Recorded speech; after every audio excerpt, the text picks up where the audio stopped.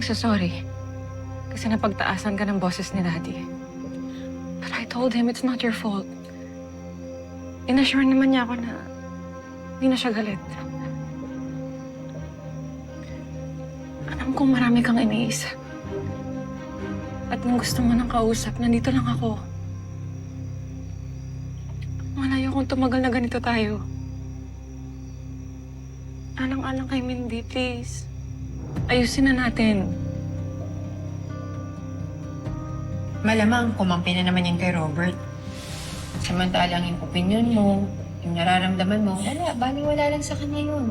Eh, para saan pa nag-asawa kayo kung hindi ka naman niya kakampihan? Kumain na tayo para makatulog na rin. Baga papasok bukas.